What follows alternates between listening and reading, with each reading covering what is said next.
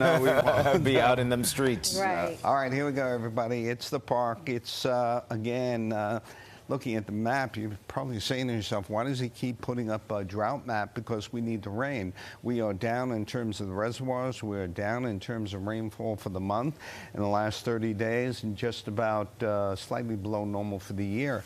Now, you can see, again, this brown area. This is moderate to severe drought conditions, and we're dealing with moderate conditions here, but it's an ongoing venture.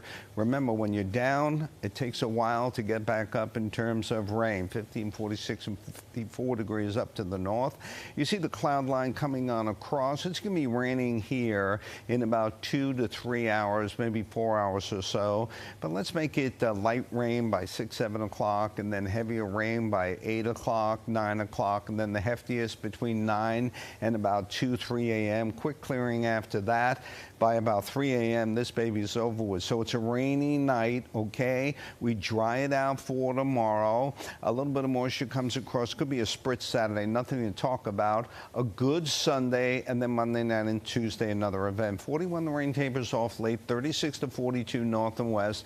The sun returns tomorrow. Very good day. The breeze will ease up just a little bit. But again, 54 degrees. We'll pop it to 60 briefly.